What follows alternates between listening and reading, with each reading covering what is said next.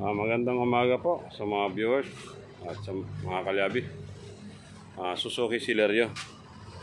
So, may dalawang technician na tuminginan ng aircon. So, wala silang makitang leak sa labas or sa mismong mga dugtungan. So, wala silang makita hanggang doon sa compressor. Anti-share.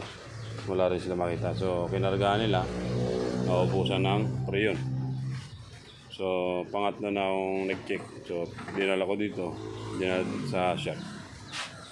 Chinik namin. So, wala rin kami makitang leak sa labas. So, nag-decision ako na ibaba yung dashboard. So, ito na po. So, madali lang pong baklasin to. So, sa 2,000 lang po. So, napakabilis pero ganon rin po rin yung bayad niyan. Walang magbabago. So, ang babaan po natin dito is 4K. Package po yan sa Suzuki Celerio. Tornilyo, dalawang tornilyo sa gilid, sa baba.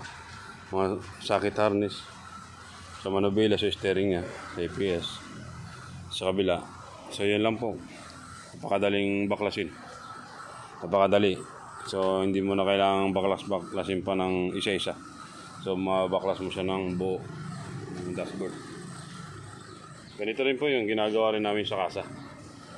Bago ako lumabas sa kasa.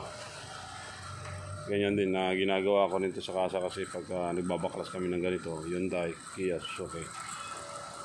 Ganyan din ang ginagawa namin. Babaklas.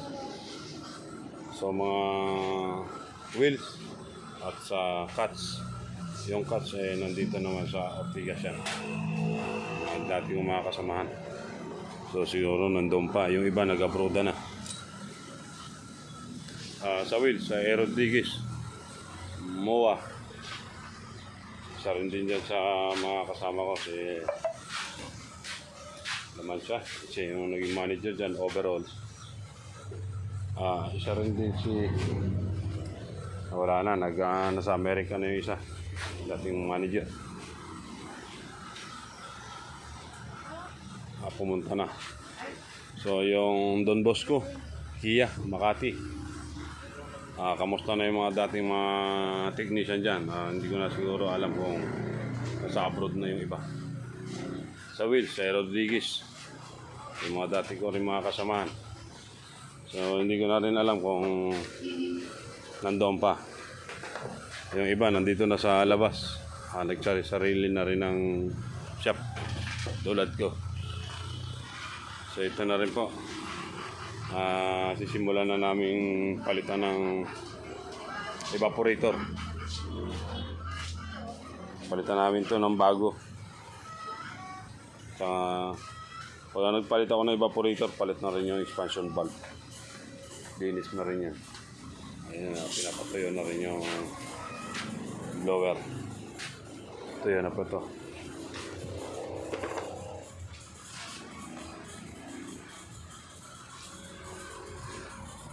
So may kumpa tayo. May lalabas na isang unit to.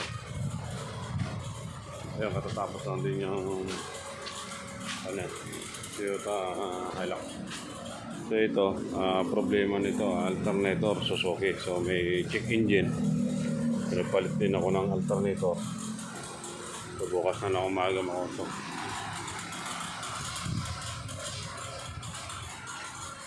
Ito, may waiting area pa tayo dito. Maganda po dito sa akin.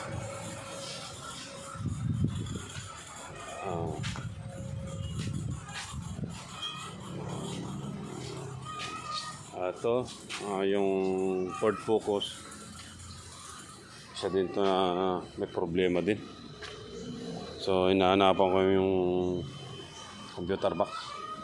So, waiting. Saan lang makakahanap.